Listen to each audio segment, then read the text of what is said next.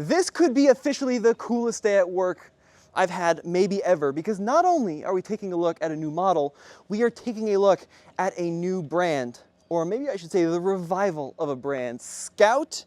Scout's back, baby! Yeah, that's right. We've been talking about the upcoming Scout four-wheel drive for months on the channel, and we have done video after video, and folks are getting more and more excited, and today we can finally talk about it. We know some of the specs. We know about the powertrain. We know about a gasoline engine option, and we know about the price, which I'm going to tell you at the end, which is probably going to blow your mind. Now, for those who remember the Scout brand, it made its introduction way back in 1960 under the International brand. Well, for this new Scout, you might notice there's no international logos on this vehicle whatsoever. So what the heck happened? Well, Scout is a brand being launched underneath the Volkswagen Group. And how did Volkswagen end up with the Scout name? Well, their truck division, Traton, bought Navistar International a few years ago, and with that purchase came the rights to the Scout. So they're getting rid of the International Harvester name and they're relaunching it as a Scout. But this is the big deal. This is what the PR folks and the marketing folks and the designers keep telling me. This is not a Volkswagen. This is not a German product. This is an American product, designed, manufactured right here in the USA. It's being manufactured in Blythewood, South Carolina. They're based in the US, and talking to these folks, these are genuine off-road enthusiasts passionate about what they're doing. Folks, this is a body-on-frame SUV. Locking front diff, locking rear diff, solid rear axle, sway bar disconnect, 35-inch tall tires. I mean, what is happening? I didn't think you could do this in a brand new vehicle. It's 2024, everything's got to be swoopy and low to the ground with huge wheels, and Scout's like, screw that. We are doing it our old school American way. Now let's talk about the design. Yeah, it's pretty darn cool. There are some retro design elements, like this whole front end, which is inset a little bit in this continuous rectangular pattern, just like the original Scout 80s and 800s. The way that this marker light blends from the front end to the side, pretty reminiscent of the Scout 2. The badging, it's old school, and if there's any question of whether or not this is just a 94 with a bit of trim on it, no. It's got recovery points, it's got skid plates. I don't understand how the people at Scout convinced the brand to launch an all-new platform, because that is so expensive. But somehow, somebody in a meeting was like, no, we can't use the platform from Porsche or Volkswagen, it's got to be its own thing. That is badass. Let's talk about wheel and tire package. 35-inch tall tires. This is a 35 by 12.5 R20. I'd like to see a slightly smaller wheel, maybe on like a Scout Poison Spider edition. But this is such a cool concept, right? Real KO3 rubber, not some silly high efficiency thing. And speaking of efficiency, everybody told us from when we first interacted with this brand, it's gonna be fully electric. That is only partially true, because the wise folk at Scout are launching the Harvester Range Extender. A little throwback to the name. Harvester Range Extender means that with the gasoline and electric powertrains, up to 500 miles of range, 350 if you get the fully electric version. Now, coming along the side here, this is what I was most excited to see about this design. This little kick up. It's the reversed Hofmeister kink that BMW uses. This is the Scout trademark that made the Scout 2s so iconic, this little design element here. And they gave it real door handles, right? No more futzing around with things that suck themselves in. That's super cool. And up top, that is an optional Cabana sliding soft top. So not the first time that's been implemented in a vehicle, like some of the old Jeep Liberties had it. We won't talk about that, but hopefully this one doesn't break after 3 times of using it. That's really cool. And then out back, we've got full-sized spare tire on a spare tire mount. So this is a brand that is committed to the four-wheel drive thing. And then we talked about it before, but this vehicle is going to have a solid rear axle.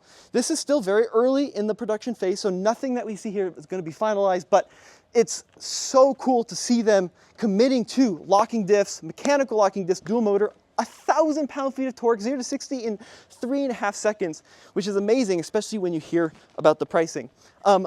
Let's go ahead and open up the interior. Dan, could you mind popping open the doors on this side? I think that would be awesome. Really appreciate that. So, admittedly, I'm not allowed to touch it because this is still super early in the prototyping phase, but get a look at that interior.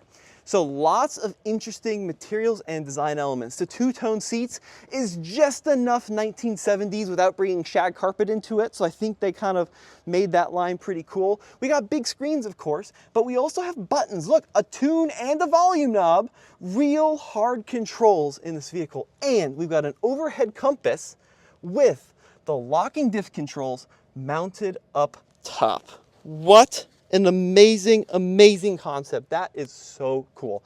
Yeah, it looks a little premium in there, and I thought this was going to be a $120,000 vehicle when I first saw the images. Folks, it's not. This is not a $100,000 vehicle. We're talking, I'm going to give a hint, going to spoil the ending a little bit, half that. Get that, half the price. Now, if we look in the rear seat here, completely flat floor. I assume the battery's underneath the ground. They're not giving me any specs on battery. They're not even telling me what that range extender is going to be in terms of capacity, but if you're pulling from the Volkswagen parts bin, I would assume maybe something like the EA888 four-cylinder would be a good bet. And what's cool about the range extender is you get the benefits of a fully electric vehicle, 1,000 pound-feet of torque, it's crazy 0 to 60, crazy off-road control, but then you also get the ability to just fill up at a gas station when you're out of power. That cabana top is huge. It extends almost the entire length of the vehicle. Mind popping the front, my friend? We're gonna check out underneath the hood on this Scout Traveler. So there's actually two versions. I'm going to wait for them to pop the hood. There's the Terra, which is the truck version, and then the Traveler is the SUV version.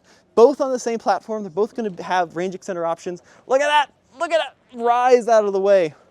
So I would assume, actually I don't want to assume anything. I don't know where they put the range extender. They haven't told us that information, but look at this big gap between the back of the trunk and the front of the bulkhead. That's probably a good bet that we're going to see a range extender in there. We also have an old school mechanical gauged tire pump inside the front of this trunk. So this is really cool to see. This vehicle is also capable of 350 kilowatt fast charging, bi-directional as well, so you can pull and take from the grid. And then Dan, last question, can we look at the trunk? Is that possible? So this vehicle is a four-door configuration. No word as to whether or not they're going to do a two-door.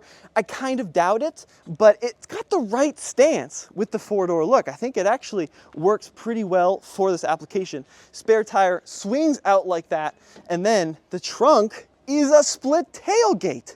Check that out. So top portion opens, bottom portion folds down as well, and then the seats will fold back. Look at in there too.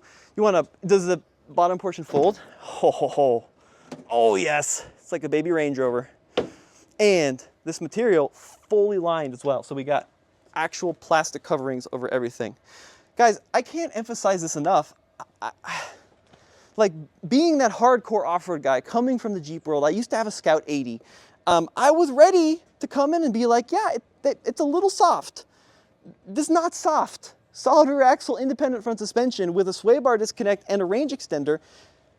This is kind of the real deal. And I think Scout has nailed it. Sure, the international name's gone. Am I upset about it? No, I'm not actually, because the Scout has relived. Regardless of how it's come along in life, it's still around, and I can't believe that they're bringing it back. Production starting 2027 in South Carolina. 4,000 US jobs. Oh, they nailed it. They really did. Let me know what you guys think in the comment section below, especially about the pricing. We're talking retail price starting at $60,000. So your Hummers and your Rivians and whatever you're comparing it against, this is cheaper. If they can stick to that, and I'm holding the Scout guys to it, I'm going to look off camera, stick to it, 60K would be absolutely nuts. Guys, let me know what you think in the comment section below. I'm just buzzing over here. I'm going to have to go take a nap.